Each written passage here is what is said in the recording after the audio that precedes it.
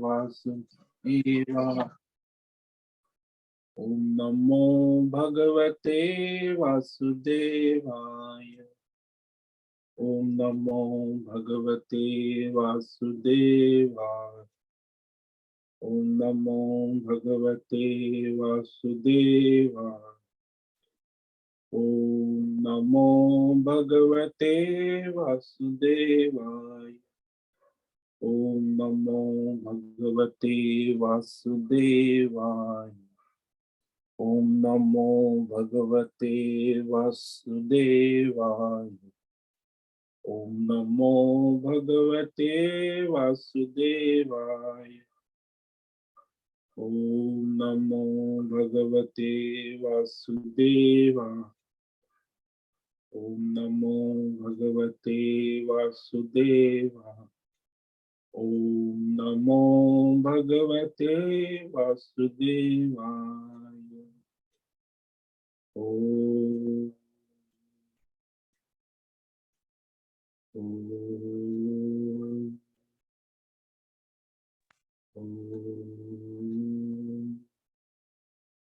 ओम श्री परमात्मने नमो नमः।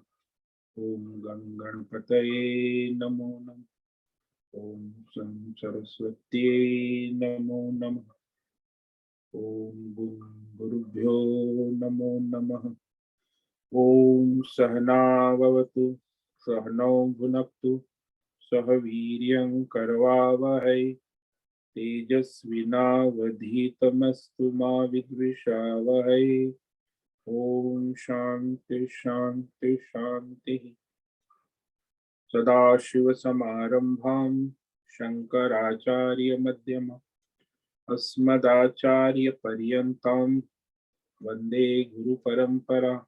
वन्दे गुरुपरम्पराम्। ओम पार्थाय प्रतिबोधितां भगवतां नारायणेन स्वयं व्यासेन ग्रथितां पुराणमुनिं मध्ये महाभारतम् अद्वैतामृतवर्षिणीं भगवतीम् अष्टादशाध्यायिनीम् अम्ब त्वामनुसन्दधामि भगवद्गीते भवद्वेषिणि गीते भवद्वेषिणि। वसुदेवसुतं देवं कंसचाणूरमर्दनं देवकी परमानन्दं कृष्णं वन्दे जगद्गुरु। कृष्णं वन्दे जगद्गुरु। नमस्ते परमं ब्रह्म सच्चिदानन्दरूपाय निर्गुणाय नमस्तुभ्यं ओंकाराय नमो नमः। ओंकाराय नमो नमः। सर्वे दुर्गाणि तरन्तु सर्वे भद्राणि पश्यन्तु सर्वे सद्बुद्धिमाप्नोतु सर्वे सर्वत्र नन्दतु सर्वे सर्वत्र नन्दतु। ओम तत्सत्। ओम ओम ओम। आप सभी ऑनलाइन जूम नेटवर्क पर उपस्थित भगवद गीता श्रवण साधकों को आज प्रातः का अभिवादन अभिनंदन अभिवंदन। हरि ओम हरि ओम हरि ओम। हम सबको आज का यह दिव्य दिन तन मन धन जन देश काल विषय वस्तु परिस्थिति अवस्थाएं अध्यात्म भौतिक दैविक क्षेत्र सभी को अपने अपने पूर्व में अनंत जन्मों में किए हुए संचित पाप पुण्य धर्म अधर्म मिश्र कर्मों के पके हुए फल स्वरूप में वर्तमान में आज अपने अपने प्रारब्ध अनुसार परमेश्वरी अचिंत्य योग माया शक्ति के माध्यम से प्रसाद स्वरूप में मिला है। अतः आज का यह दिव्य दिन परमार्थ हेतु निष्काम सेवा यज्ञ देव यज्ञ ऋषि यज्ञ पितृ यज्ञ ध्रुव यज्ञ भूत सात्विक दान शारीरिक वाचिक मानसिक तप निष्काम कर्म योग ध्यान योग भक्ति योग ज्ञान योग साधना वेद शास्त्रों का अध्ययन अध्यापन उपासना आराधना के लिए समर्पित करे और कराए। अत्यंत दुर्लभ मनुष्य जीवन को परमार्थ हेतु सार्थक करे और कराए। आज विक्रम संवत 2019 फागुन मास शुक्ल पक्ष की चतुर्थी तिथि है। ये रात्रि 2:33 तक, उसके बाद पंचमी लग जाती है। आज है रेवती नक्षत्र, कल सुबह 5:43, उसके बाद अश्विनी नक्षत्र लगता है। आज है शुक्रवार, देवी उपासना का दिन, और यहाँ वसंत ऋतु चल रही है। रात्रि का न्यूनतम तापमान 12 डिग्री और दिन का अधिकतम तापमान 27 डिग्री रहा। वायु की गति 5-10 किलोमीटर प्रति घंटा चल रही है। और यहाँ ईस्वी सन 2023, 24 फरवरी, 24 फरवरी 2023, सुबह के 7 बजने वाले हैं। कलयुग का प्रथम चरण 5247वां वर्ष, 7वां वैश्विक श्वेत वराह कल्प, ब्रह्मा जी का 26वां दिन और 51वां वर्ष चल रहा है। तो ऐसे अनंत कोटि ब्रह्मांडीय परमेश्वरी अचिंत्य योग माया शक्ति के द्वारा हमारा ये एक ब्रह्मांड, इस ब्रह्मांड में पृथ्वी लोक में समुद्र के ऊपर जम्बू द्वीप में एकमात्र विश्व का राष्ट्र, वैदिक राष्ट्र भारत, उत्तर हिमालय प्रांत, उत्तराखंड राज्य, टिहरी जिला, हिमालयन हरी भरी शिवालिक पर्वतमाला के अंतर्गत मणिकुट पर्वत के ऊपर नीलकंठ महादेव के सामने ऋषिकेश नगरी में मुनि की रेती शीशम जाड़ी अवधूतवाड़ा आश्रम के सी ब्लॉक के 5 नंबर कमरे से पहले मंजिले से गंगा किनारे से हम स्वामी उत्तमानंद सरस्वती भगवत गीता के आचार्य शिष्य स्वामी चिन्मयानंद सरस्वती महाराज चिन्मय मिशन कैवल्याद्वैत वेद व्यास भगवत पाद शंकराचार्य की श्रृंगेरी संन्यास परंपरा से दीक्षित सनातन वैदिक भारतीय हिंदू धर्म अनुसार संपूर्ण भगवद गीता ज्ञान यज्ञ ऑनलाइन जूम चैतन्यमय जीवंत लाइव प्रसारण के अंतर्गत व्याख्यान माला में भगवद गीता अध्याय 18 के श्लोक नंबर 42 पर संस्कृत एवं हिंदी में व्याख्यान करेंगे। दिव्य पवित्र सरल व्यावहारिक सटीक पूर्ण वर्ण अक्षर पद वाक्य पंक्ति श्लोक अध्यायों की संगति संधि अन्वय शब्दार्थ वाक्यार्थ भावार्थ रहस्यार्थ के यथार्थ तात्पर्य से वैदिक शास्त्र वेदव्यास साहित्य शंकर भाष्य एवं परंपरागत अष्ट सन्यासी आचार्यों की टीका टिप्पणी सहित आज का यह दिव्य व्याख्यान करें। कृपया आप सभी श्रद्धा भक्ति ध्यान से परिपूर्ण होकर के यह दिव्य भगवद गीता श्रवण साधना करें और कराए, ग्रहण करे, कुछ धारण करे, कुछ अपने जीवन में चरितार्थ करे और उसमें निरंतरता लाए। अपनी अपनी आध्यात्मिक भौतिक दैवी अशांति द्वंद्व मोह विक्षेप अधार्मिक और शास्त्रीय भ्रम भ्रांतियों से रहित होकर के शरीर इंद्रिय प्राण मन वचन कर्म से एक रूप एकाग्र होकर शुद्ध सात्विक सूक्ष्म वेद शास्त्र अनुसार परंपरागत भगवत विवेक बुद्धि करे। पुनः पुनः इस व्याख्यान का श्रवण करे, मनन करे, चिंतन कर, चर्चा विचारणा करे, लेखन करे, प्रचार प्रसार करे, शेयर करे, ग्रुप में अपना और सबका परम कल्याण करे और कराए। ओम तत्सत। ओम ओम ओम। तो कल हमने श्रीमद् भगवद गीता अध्याय 18 के श्लोक नंबर 42 में भगवान ने ब्राह्मण के स्वाभाविक कर्तव्य कर्मों का निरूपण किया है। हालांकि मनुष्य का लक्ष्य मोक्ष ही है, किंतु जिसकी प्रकृति स्वभाव है उस अनुसार कर्म कर, तो ब्राह्मण मोक्षार्थी और वह दैवी गुणों से संपन्न स्वाभाविक होता है, तो उसके जो लक्षण है स्वभाव से ही उनको उस कार्य में रुचि होती, इसको कहते हैं ना स्वाभाविक। वो अपने कार्य में सहजता होती है, रुचि होती है, उत्साह होता है और कार्य जो है वो विशेष प्रयत्न करने की आवश्यकता नहीं। सहजता से हो जाता, उसे स्वाभाविक कर्म कहते। तो ये ब्राह्मण के स्वाभाविक कर्म है, कर्तव्य। शमो दम तप शौचम क्षान्तिरार्जवमेव च ज्ञानम विज्ञानम आस्तिक्यम ब्रह्म कर्म स्वभावजम। 9 गुण बता रहे भगवान। शम, मन का नियमन, संयमन, नियंत्रण, कि जो मनुष्य संसार विषय भोग की ओर मन दौड़ता है उसे नियंत्रण कर, मन का संयम। फिर दमः, 10 इंद्रियां है वो भी संसार के विषय की ओर दौड़ती है, उसे धर्म के अनुसार, शास्त्र के अपने स्वधर्म के अनुसार संयमन नियमन करना, नियंत्रण। तपः, धर्म पालन के लिए अपना स्वधर्म कर, कष्ट सहन करना, वाचिक, कायिक और मानसिक कष्ट। शौचम, भीतर बाहर से पवित्रता बनाए रखना, शारीरिक और मानसिक और वाचिक। शांति, दूसरों के अपराधों को क्षमा करना, अन्याय को क्षमा करना, यानी सहनशीलता, शांति। सहनशील व्यक्ति क्षमाशील होता है। आर्जवम, और मन वचन इंद्रियों से सरल, सरलता होती, एकता।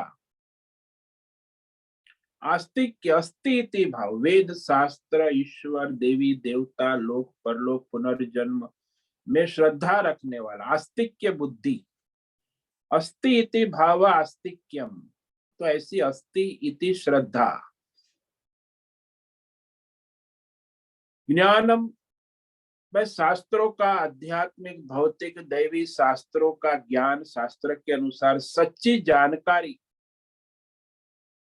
भाई जीव क्या है, जगत क्या है, ईश्वर क्या है, अध्यात्म क्या है, भौतिक क्या है, दैव क्या है, परमार्थ क्या है, तो वो सच्ची जानकारी जो है ना उसे ज्ञान कहते।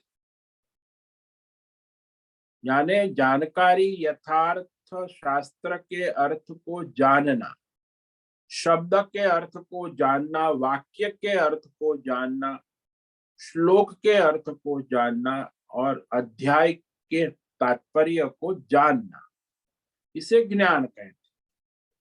अब शब्द को ही नहीं जाना तो वाक्य को कैसे जानेंगे, वाक्य को ही नहीं जाना तो श्लोक को कैसे जान, और श्लोक को ही नहीं जाना तो फिर अध्याय और ग्रंथ के बारे में क्या जानेंगे।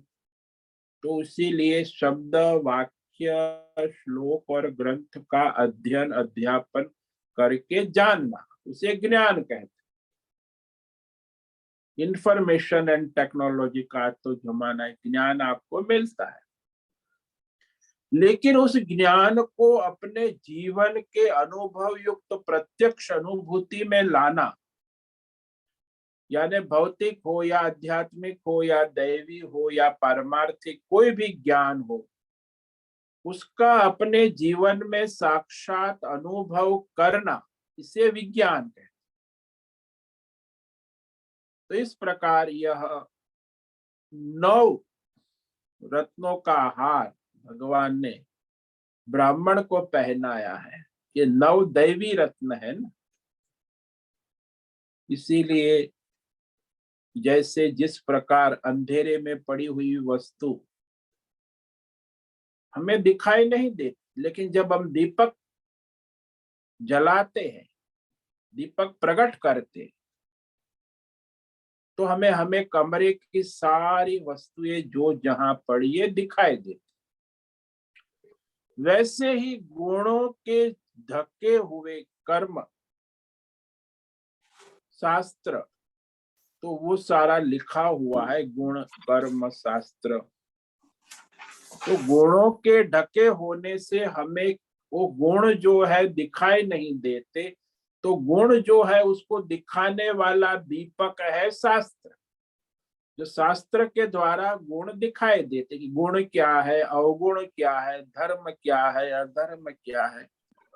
तो शास्त्र जो है वो दीपक है जो हमारे भीतर गुण अवगुण का दर्शन कराता है। इसलिए जो लोग सत्संग करते उनको विवेक होता है कि ये गुण है, ये अवगुण है। शास्त्र पढ़े हैं, लेकिन जो नहीं पढ़े उनमें ये विवेक नहीं हो। तो ये जो भगवान ने यहाँ कहा कि ब्राह्मण की जो स्वाभाविक कर्तव्य प्रवृत्ति, व्यक्ति हो या जाति, व्यष्टि और समष्टि के द्वारा ये कर्तव्य कर्म का अनुष्ठान किया जाना उचित है। आजकल तो ऐसे ब्राह्मण, ये भगवान ने जो कहा, ऐसे ब्राह्मण मिलना भी दुर्लभ है। अब तो ब्राह्मण भी सब वैश्य, व्यापारी और राजनीति में ऐसे व्यस्त हो गए कि वो अपना स्वधर्म छोड़ चुके हैं। बहुत कम ब्राह्मण है जिसमें ये सारे गुण दिखाई दे आज के युग में। तो सबसे पहला भगवान ने ब्राह्मण का कर्तव्य स्वधर्म कहा शमः, मन को संसार के विषय पदार्थों के तरफ न जाने दे, यानी धर्म के अनुसार, शास्त्र के अनुसार विवेक पूर्वक संसार विषयों का आदान प्रदान करना। और वहां तो ब्राह्मण जो है धर्म से पतित ना होना, परमार्थ में आगे बढ़ना, ये उसका कर्तव्य है ना। इसलिए जो मन का संयम नहीं होगा तो धर्म से भी पतित हो जाएगा, और धर्म से पतित होगा तो परमार्थ नहीं कर पाएगा। पहले तो धर्मात्मा होना चाहिए। जो धर्मात्मा है वही परमार्थ कर सकता है, योग कर सकता है। तो वह परमार्थ की ओर आगे बढ़ना ही उसका मुख्य कर्तव्य है। अब यहाँ भगवान कह रहे हैं कि वह इंद्रियों का संयम रखना भी आवश्यक, ये भी बहुत जरूरी है। क्योंकि मन को संयमित रखने के साथ साथ इंद्रियों का संयमन जो अत्यंत आवश्यक, वो मनुष्य भौतिक रूप है ना, 5 ज्ञानेंद्रिय और 5 कर्मेंद्रिय। वैसे ब्राह्मण को ये विवेक करना भी आवश्यक है कि इंद्रियां अपने स्वच्छंद तो नहीं। तो इंद्रियों के विषय में जो एक होती है भोग वृत्ति, इंद्रिय जो है स्वयं बाहर की ओर है, संसार की आंख है, रूप की ओर दौड़ता है, कान है शब्द की ओर, नाद की ओर दौड़ता है, आंख नाक कान जीह्वा रसनेन्द्रिय तो रस की ओर दौड़ती है। सभी इंद्रियां अपने अपने भोग वृत्ति की तरफ प्रवृत्त होती है। लेकिन ये इंद्रियों को काबू में करना है तो पहले अपनी बुद्धि का दृढ़ संकल्प और धर्म अनुशासन, धर्म शास्त्र अनुसार मन बुद्धि का नियंत्रण होगा तो इंद्रिय को मन काबू में कर सके। अन्यथा यदि मन बुद्धि का नियंत्रण नहीं है तो इंद्रिया तो स्वयं संसार के विषय भोग की ओर दौड़ती रहती। मन ही ऐसी है, उसका तो मूल प्रकृति स्वभाव ही संसार विषय भोग की ओर दौड़ना है। 10 इंद्रिया 10 प्रकार के विषय बाजार में। तो उस इंद्रियों को धर्म के अनुसार, शास्त्र के अनुसार नियंत्रण करना, संयमन करना, नियमन करना, बाह्य वृत्ति को रोकना। वो नियंत्रण जो है, संयमन है, शास्त्र में कहा है, धर्म में कहा है, तो उसके लिए वह दृढ़ता पूर्वक इंद्रियों को काबू में रखना। जैसे वो घुड़सवार होता है, घोड़े के ऊपर सवार है तो वो घोड़े को अपनी लगाम के साथ काबू में रखता है। घोड़ा कुछ मनमानी नहीं कर सकता। ऐसे इंद्रियों को भी घोड़े कहा है ना, और मन को लगाम कहा है। तो मन के द्वारा इंद्रियों का संयमन, नियंत्रण, धर्म शास्त्र अनुसार, परंपरा अनुसार अनुशासन, और पहले भी कहा है कि जो भौतिक, आध्यात्मिक, दैविक सारी कामनाएं हैं, वो कामनाएं उसके चित्त में रहती है, चित्त से मन बुद्धि में आती है, और मन बुद्धि के बाद बुद्धि निर्णय करती है। तो मन जो है इंद्रियों को आदेश देता है, तो इंद्रिय अपनी कामना पूरी करने के लिए कर्म करने लगती है। तो ये कामनाएं कहाँ से उत्पन्न होती है? अज्ञान से उत्पन्न होती है। और अज्ञान जो है वो अनंत जन्मों का अज्ञान है कि मैं अपूर्ण हूं। और फिर वो बुद्धि जो है अपनी कामना के अनुसार मन को आदेश देती है। मन जो है वह इंद्रियों को आदेश देता है, और इंद्रिय अपने विषय की ओर गति करती। तो भाई, मन की अपनी कामना है, इंद्रियों की अपनी विषय कामना है, शब्द, स्पर्श, रूप, रस, गंध। तो इंद्रिय, मन, बुद्धि, ये तीन जो है ना त्रिपुटी, बुद्धि निर्णय करती है, मन विषय कामना की ओर दौड़ता है, और इंद्रिया उसके लिए प्राप्त करने की प्रयत्न करती। तो बुद्धि, मन और 10 इंद्रिया, ये 12 खिलाड़ी की टीम है। वो जो 12 खिलाड़ी है वो ही, उसी के द्वारा कामना उत्पन्न होती है, और उसी के द्वारा कामना पूरी भी होती है। तो ये 12 जो है ये कामना को उत्पन्न भी करते हैं और कामना को पूरी भी करते हैं। इसीलिए उस कामना को काबू में करना है, वासनाओं को, तो वहां धर्म का डंडा, शास्त्र का डंडा, वो नियमन करना आवश्यक।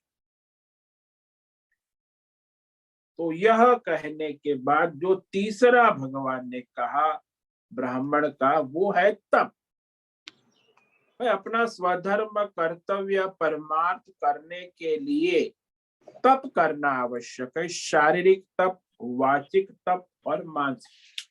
जो भगवान ने 17वें अध्याय में कहा है कि जो शरीर का तप है, देवता, ब्राह्मण, द्वेद, द्वेव, द्विज, गुरु, प्राज्ञ, पूजनम, शौचम, आर्जवम, शारीरम तप। वह शारीरिक तप करना आवश्यक।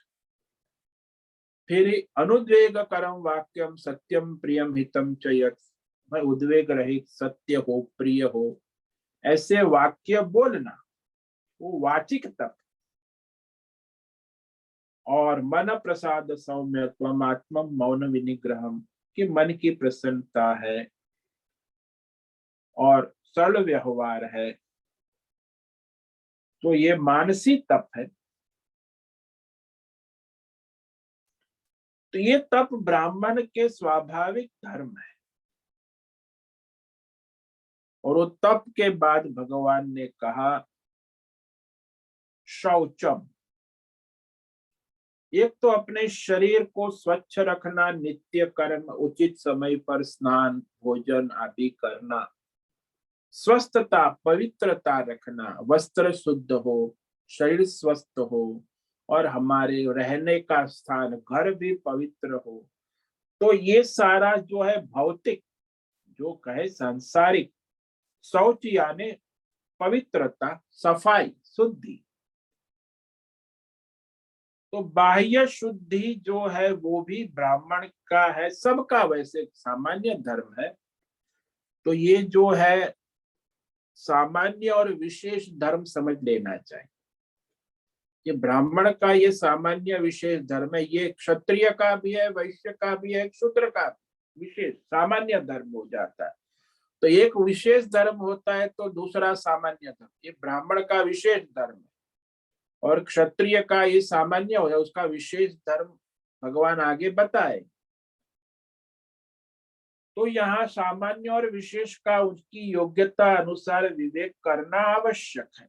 अब इसमें कहा ये पवित्रता रखना, शुद्धि रखना, और मन में जो ये राग द्वेष है, द्वंद्व है, अपनी भ्रमणाएं कल्पनाएं है, वो मन को शास्त्र के अनुसार शुद्ध रखना है। मैं अपनी मनमानी काल्पनिक भ्रमणाओं में ना, वो अपवित्र मन है। काल्पनिक भ्रमण, आजकल तो मनमानी काल्पनिक भ्रमणा, अपने अपने राग में, मुझे ये पसंद है, मुझे ये अच्छा है, ये सबकी अपनी अपनी कल्पना और भ्रम होते हैं। तो उस भ्रमणाओं से बाहर निकलो, मन को शास्त्र के अनुसार, परंपरा के अनुसार शुद्ध रखना, ये मन की शुद्धि है, शौचम। ये भी ब्राह्मण में स्वाभाविक होता है। और फिर शौचम के बाद कहा क्षांति, यानी अन्याय सहन करने की क्षमता, प्रतिकूलता सहन करने की क्षमता।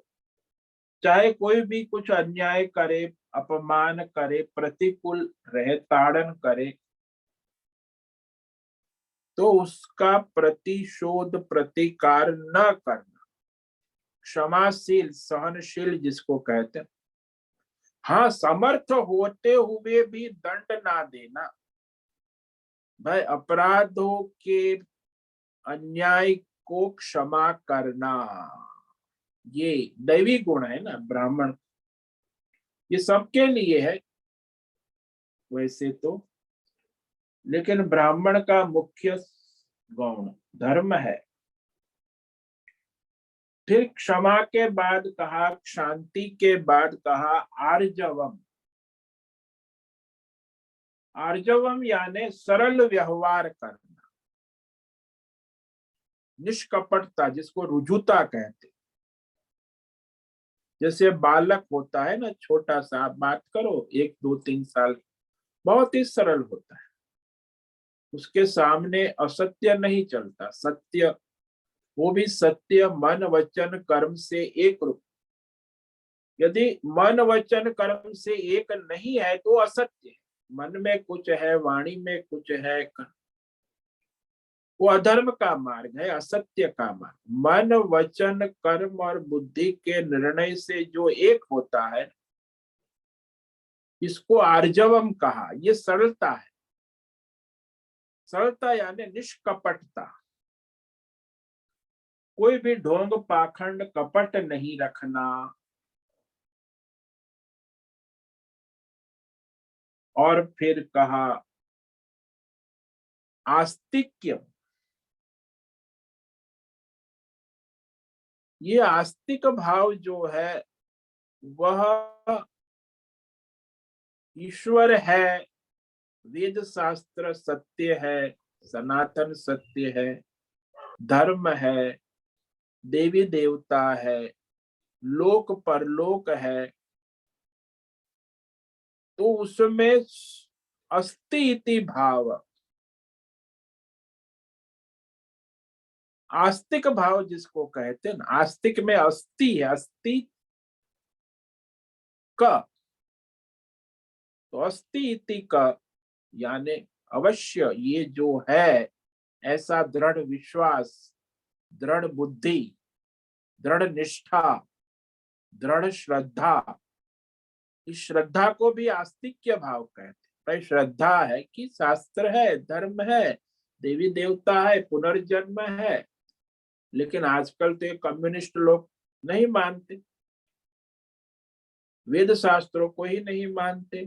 फिर ये जो दूसरे धर्म वाले हैं, वो भी पुनर्जन्म को नहीं मानते, इस्लाम वाले, और ये ईसाई वाले भी पुनर्जन्म को नहीं मानते, बौद्ध मानते हैं, जैन भी मानते हैं। तो इस तरह ये आजकल जो ये वेद शास्त्र प्रमाणित देवी देवताओं को नहीं मानते, तो इस्लाम और ईसाई जो आजकल बड़ा प्रचार जिसका दुनिया में हो रहा है, तो वो नास्तिक है, वैसे आस्तिक नहीं है, लेकिन वो धर्म चलता है। इसीलिए यहाँ केवल वेद शास्त्र, ईश्वर, देवी देवता, पुनर्जन्म में जिसकी श्रद्धा निष्ठा है वो आस्तिक्य कहा गया। ब्राह्मणों में वो होता है दृढ़ता से। इसीलिए तो इतने आक्रमण हो गए मुसलमान, ईसाई। एक तो ईसाई पादरी ने यहां तक कह दिया कि भारत में यदि ब्राह्मण ना होते तो हम पूरे भारत का ईसाईकरण कब के कर चुके होते। लेकिन ये ब्राह्मण हमारे रोड़े बने हुए हैं, हिंदू धर्म को परिवर्तन नहीं कर पाए, क्योंकि उसकी धरोहर ही ब्राह्मण है, सनातन धर्म की। तो ब्राह्मण में ये दृढ़ता होती है, वेद शास्त्र, ईश्वर, देवी देवता, पुनर्जन्म। और ज्ञानम,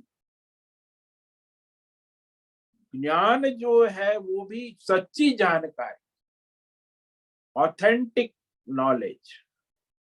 ऐसा नहीं इसने कह दिया, उसने कह दिया, कुछ सुना, मीडिया वाले ने। भाई आजकल मीडिया वाले का ज्ञान बड़ा चल। अरे मूर्ख, वो मीडिया वाला बकवास करता है, उसमें वास्तविक यथार्थ जानकारी नहीं होती। फिर भी सच्ची यथार्थ शास्त्र प्रमाणित वेद शास्त्र, आध्यात्मिक, भौतिक, दैवी, पारमार्थिक जो है वह ज्ञान जिसका अध्ययन होता है, अध्यापन होता है, तो उसमें शब्द का ज्ञान, वाक्य का ज्ञान और उस सारे अध्याय, चैप्टर का ज्ञान, हर एक चैप्टर के अलग अलग विषय होते हैं, तो उसका यथार्थ विवेक ज्ञान होना। यथार्थ शास्त्र ज्ञान जिसको कहते, जो अर्थ उसका यथार्थ प्रकट, सम्यक बोध, तो वह भी ज्ञान है जो पढ़ाया जाता है। भौतिक ज्ञान आजकल स्कूल कॉलेज में, वो भी ज्ञान है। अध्यात्म जो विषय है उसका भी ज्ञान है, दैवी विषय है उसका भी ज्ञान है। अब उसको यथार्थ शास्त्र के अनुसार आचार्य परंपरा से जानना।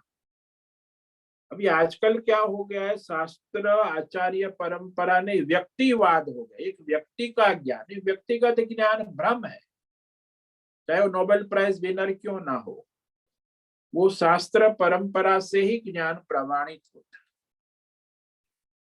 इसीलिए यथार्थ ज्ञान आज के युग में जो है प्राप्त होना भी दुर्लभ है। बहुत कम लोग होते हैं जो यथार्थ रूप से ज्ञान को समझते हैं, फिर वो शास्त्र का हो, वेदों का हो, भौतिक हो, आध्यात्मिक हो, दैवी हो। सम्यक बोध होना आवश्यक है, जिसमें कोई संशय ना रहे, शंका ना रहे, प्रश्न ना रहे। वही ज्ञान जो पढ़ा लिखा है वो जब हमारे जीवन में चरितार्थ होता है, अनुभव युक्त, प्रत्यक्ष चरितार्थ हुआ ज्ञान, उसको विज्ञान कहते हैं। यानी थियोरिटिकल ज्ञान, प्रैक्टिकल विज्ञान, अनुभव युक्त। भाई ये भौतिक का अनुभव, अध्यात्म, दैव, परमार्थ, अनुभव युक्त प्रत्यक्ष, उसमें कोई संशय नहीं होना चाहिए। तो बुद्धि में निश्चयात्मक ज्ञान हो गया है और निश्चय के साथ अनुभव भी हो गया है, यथार्थ अनुभूति, तो उसे कहते हैं विज्ञानम।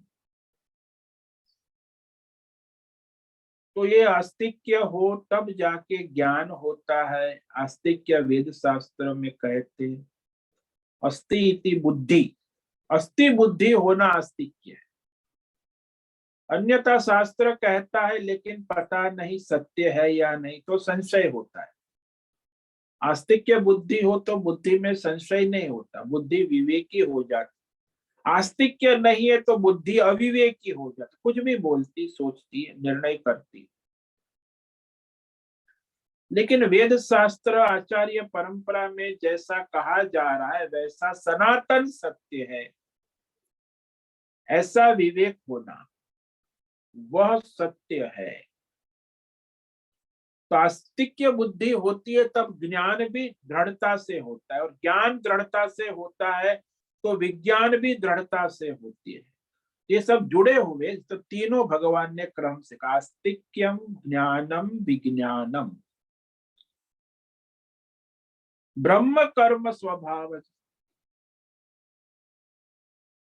ये सारे जो है ब्राह्मण के स्वभावज कर्म कहा है, क्योंकि ये ही उनके लिए आवश्यक है।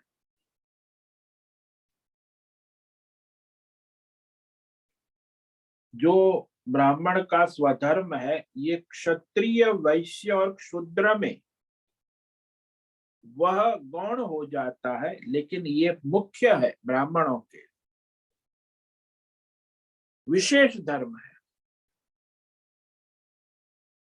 और इस तरह कहने के बाद ये जो दैवी गुण भगवान ने 16वें अध्याय में कहे ना,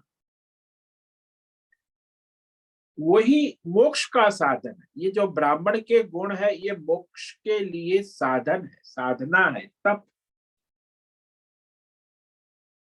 इसीलिए जो दैवी गुण 16वें अध्याय में अभयम, सत्व, संशुद्धि, ज्ञान, योग, व्यवस्थित, दानम, दमश्च, यज्ञश्च, स्वाध्याय, तपा, ये सारे दैवी गुण भगवान ने 24 गुण। दैवी गुण के बिना, धर्मात्मा में दैवी गुण के बिना वो मोक्ष की ओर आगे नहीं बढ़ सकते। क्या कि मुमुक्षु मोक्षार्थी के लिए ये दैवी गुण कर्तव्य है, मुमुक्षु के लिए, साधकों के लिए आवश्यक है, क्योंकि इसके बिना मोक्ष की प्राप्ति हो ही नहीं सकती। दैवी गुण, धर्मात्मा है तो अच्छी बात है, लेकिन धर्मात्मा तो ब्राह्मण, क्षत्रिय, वैश्य, शूद्र सब है, अपना स्वधर्म करने से बात नहीं बनती। दैवी गुण आवश्यक, इसीलिए दैवी गुण का विवेक विचार स्पष्ट करना आवश्यक है कि ब्राह्मण के लिए जो दैवी स्वभाव जो है वो सात्विक स्वभाव है, इसीलिए उसमें यह सहजता से दैवी गुण देखने में आते। वही दूसरे क्षत्रिय, वैश्य, शूद्र के लिए स्वभाव नहीं है, इसीलिए विशेष प्रयत्न साध्य है। ब्राह्मण के लिए सरल है, सहज है, कि पूर्व जन्म के संस्कार है, संचित संस्कार के कारण उसे ब्राह्मण शरीर, वर्तमान में ब्राह्मण जाति में जन्म हुआ है, इसीलिए उसे विशेष सहज होता। लेकिन दूसरे क्षत्रिय, वैश्य, शूद्र के लिए ये कर्तव्य है, सबके लिए है, लेकिन उससे आसानी से प्राप्त नहीं हो सकता। उसके लिए उसे विशेष साधना, तप, पुरुषार्थ करना आवश्यक। तो सामान्य और विशेष कर्तव्य हो गया ना, ये तो विशेष कर्तव्य है। बाकी जो सामान्य है जीवन निर्वाह के लिए, क्षत्रिय, वैश्य, शूद्र, तो जीवन निर्वाह के लिए आप जो करते हो वो सामान्य है, धर्म है, कर्तव्य है। लेकिन विशेष तो ये दैवी गुण है ना, दैवी गुण ये विशेष पुरुषार्थ की आवश्यक।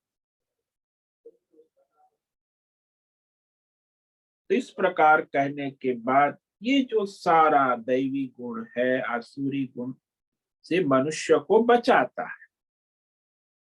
अब आगे जो है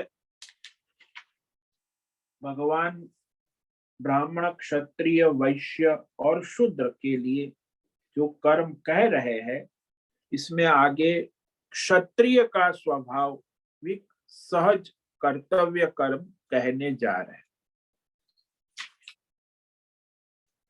तो इस पर हम कल विचार करेंगे कि क्षत्रिय के जो स्वाभाविक संचित कर्म के अनुसार वह कर्तव्य कर्म, उसके लिए दैवी गुण प्रयत्न साध्य है, और ये उसका सामान्य स्वभाव है, सहज है। वो क्या है? क्षत्रिय का सहज कर्तव्य। तो इसको हम आज पढ़ते, इस पर व्याख्यान कल करेंगे। शौर्य तेजो द्युतिर्दाक्ष्यम युद्धे चाप्यपलायनम दानम ईश्वर भावश्च क्षात्र कर्म स्वभावजम। क्षत्रिय के भगवान ने 8 लक्षण कहे, गुण कहे। शौर्यम शूरवीरता, तेज पराक्रम, धृति धैर्य, लक्ष्य निष्ठा, दाक्षम दक्षता, निपुणता, युद्धे अपि अपलायनम, युद्ध मैदान में पीठ ना दिखाना, अपलायन, दानम दान देना, और ईश्वर भाव ऐश्वर्य शासन करना, क्षात्रम स्वभावजम कर्म, क्षत्रिय के स्वाभाविक जन्मजात कर्म है, क्षत्रिय जाति के व्यष्टि समष्टि के। ये सारे 8 लक्षण भगवान ने कहे, इस पर हम कल व्याख्यान करेंगे। तो आज जो है ये ब्राह्मण के जो स्वाभाविक कर्म है उस पर हमने विचार किया, उसे संक्षेप में कह देते हैं। शमो दम तप शौचम क्षान्तिरार्जवमेव च ज्ञानम विज्ञानमास्तिक्यम ब्रह्म कर्म स्वभावजम। मन का संयमन नियमन, धर्म शास्त्र के अनुसार, परंपरा के अनुसार मन का नियमन नियंत्रण, क्योंकि मन तो विषय भोग की ओर दौड़ने का स्वभाव है, उसे नियंत्रण में रखना, संयम में रखना। और दमः, इंद्रियों का भी स्वभाव है विषय भोग की ओर दौड़ना, तो उसे उस विषय भोग बाह्य वृत्तियों से नियमन संयमन कर शास्त्र धर्म के अनुसार नियंत्रण में रखना, नियंत्रण संयम नियमन करना। तपः, धर्म कर्तव्य पालन के लिए कष्ट सहन करना, साधना तपना, तपस्या करना, कायिक वाचिक मानसिक तप। शौचम, पवित्रता, भीतर और बाहर शारीरिक और मानसिक पवित्रता बनाए रखना। शांति, दूसरों के अपराधों को क्षमा, अन्याय को क्षमा करना, सामर्थ्य होने पर भी दंड न देना, शांति। आर्जवम, शरीर इंद्रिय प्राण मन वचन कर्म से एक रूप सत्य धर्म को पालन करना। निष्कपटता, आर्जवम यानी सरलता, कपट रहित होना। आस्तिक्यम, अस्ति इति भाव, वेद शास्त्र ईश्वर देवी देवता पुनर्जन्म में अस्ति इति निष्ठा श्रद्धा कि ये है, आस्तिक भाव। और ज्ञानम, यथार्थ वेद शास्त्रों का भौतिक अध्यात्म दैव परमार्थिक विषयों का अध्ययन अध्यापन कर जानना। परोक्ष ज्ञान जिसको कहते हैं ना, शास्त्र के अर्थ को यथार्थ जानना, सम्यक बोध, पद वाक्य और अध्याय ग्रंथ का यथार्थ विवेक। और फिर उस जो ज्ञान है उसके जीवन में अनुभव करना, विज्ञानम, प्रैक्टिकल। तो इस कोई भी विषय के अनुभव युक्त ज्ञान को विज्ञान कहते, और वही अनुभव उसे परमार्थ की ओर ले जाता है। तो इस प्रकार यह ब्राह्मण के स्वाभाविक कर्तव्य कर्म है, एवं ब्रह्म कर्म स्वभावज। और ये ब्राह्मण इसी प्रकार अपना जीवन व्यापन करते, और ये उसमें जन्म से होता है, क्योंकि अनंत जन्मों के संचित संस्कार के कारण सहज इस जन्म में उसमें वह दिखाई देते हैं, प्रकट होते हैं। ओम नमो नारायणाय, ओम नमो नारायणाय, ओम नमो नारायणाय, ओम नमो नारायणाय, ओम नमो नारायणाय। कायेन वाचा मनसेन्द्रियैर्वा बुद्ध्यात्मना वा प्रकृते स्वभावात् करोमि यद्यत् सकलं परस्मै नारायणायेति समर्पयामि, नारायणायेति समर्पयामि। ओम सर्वे भवन्तु सुखिनः, सर्वे सन्तु निरामयाः, सर्वे भद्राणि पश्यन्तु, मा कश्चित् दुःखमाप्नुयात्, अस्तु मा सद्गमय, तमसो मा ज्योतिर्गमय, मृत्योर्मा मृतंगमय। ओम पूर्णमद पूर्णमिदं पूर्णात् पूर्णमुदच्यते पूर्णस्य पूर्णमादाय पूर्णमेवावशिष्यते। ओम शांति शांति शांति। शंकरं शंकराचार्यं केशवं बादरायणं सूत्र भाष्य कृतौ वंदे भगवन्तौ पुनः पुनः। ईश्वरो गुरुरात्मेति मूर्ति भेद विभाग व्योमवद् देहाय दक्षिणामूर्तये नमो। ओम गुरुभ्यो नमो नमः। ओम तत्सत् ब्रह्मार्पणमस्तु। ओम ओम ओम।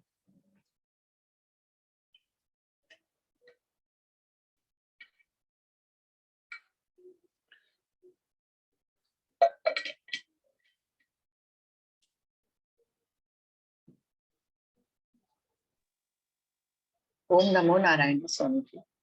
ओम नमो नारायण। बोलो।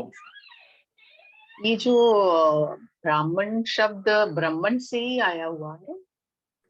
हाँ, ब्रह्म ब्रह्म कर्म स्वभाव।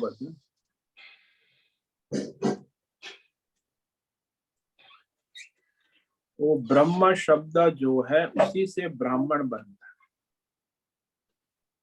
ब्राह्मण। फिर हम ये ब्राह्मण परमात्मा को भी ब्राह्मण बोलते हैं।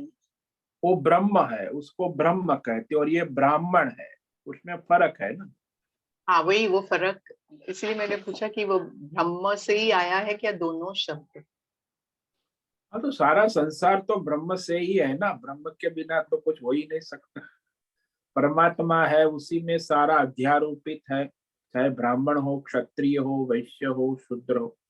लेकिन ये जो है ब्रह्म से नजीक है, जुड़े हुए हैं, तो इसीलिए वह मोक्षार्थी होता है। ब्राह्मण जो है संसार भोगार्थी नहीं होता, वो मोक्षार्थी होता। तो उसके जीवन का लक्ष्य ये संसार नहीं होता, परमार्थ होता है। इसीलिए उसमें ये दैवी गुण जो है उसे परमार्थ की ओर ले जाता है। वो जन्म से ही होता है, और वह कोई भी ब्राह्मण जो होता है उसमें आस्था, निष्ठा, श्रद्धा अधिक होती है दूसरों की मुकाबले। और परमार्थ कार्य भी वो सबसे ज्यादा ब्राह्मण ही करता है, धर्म कार्य हो, परमार्थ कार्य हो। बाकी तो वैश्य है, अपना व्यापार धंधा करता है, क्षत्रिय है अपना राजनीति करता है, शूद्र है अपना कार्य। लेकिन ब्राह्मण जो है उसमें विशेषता है ना, स्वभाव से। इसीलिए वो परमार्थ लक्ष्य है, इसीलिए ब्रह्म ब्रह्म। इसीलिए मैंने पूछा वो परमार्थ लक्ष्य है क्यों, इसीलिए उसे ब्राह्मण नाम आया है। हाँ, उसीलिए ब्राह्मण नाम है, वो परमार्थ लक्ष्य है, मोक्षार्थी है। हाँ, समझ में आया अभी।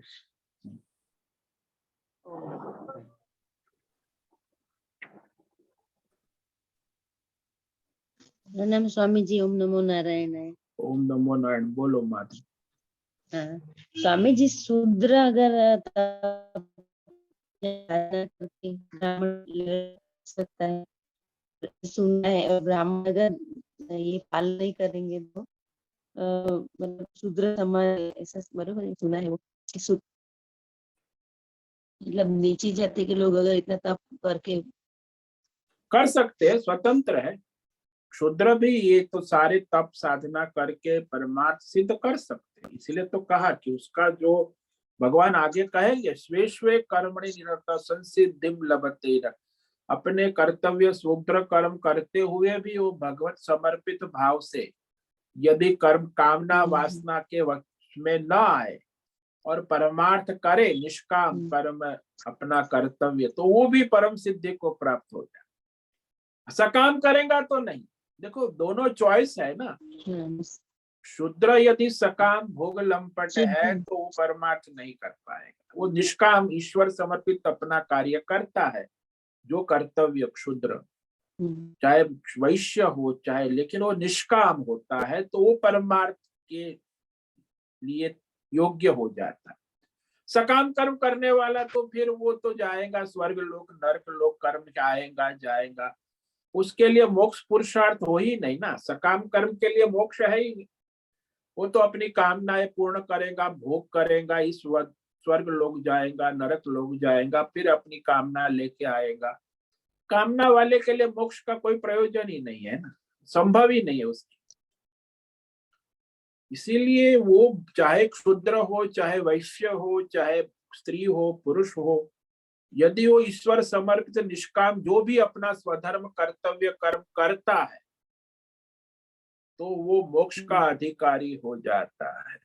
ये आगे भगवान कहेंगे, स्वे स्वे कर्मणि संसिद्धिम लभते न।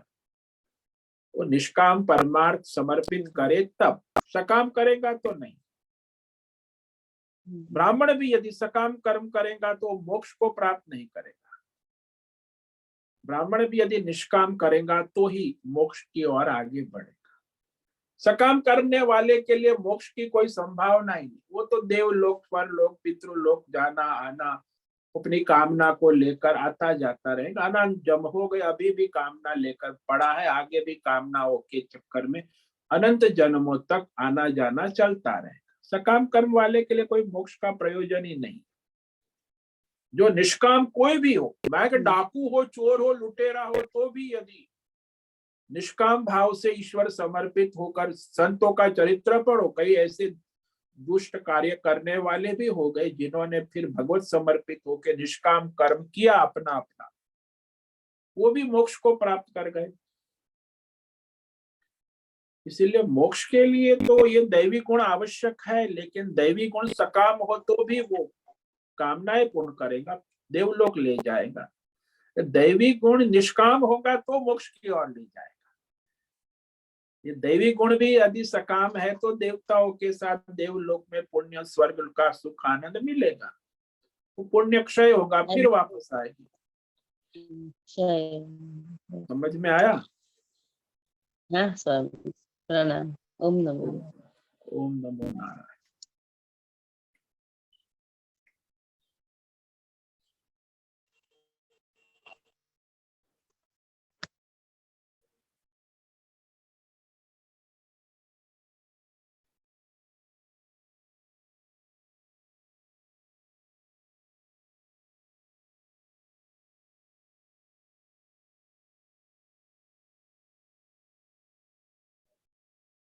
ठीक है, 5 मिनट है, किसी को कोई प्रश्न है पूछ सकते हैं।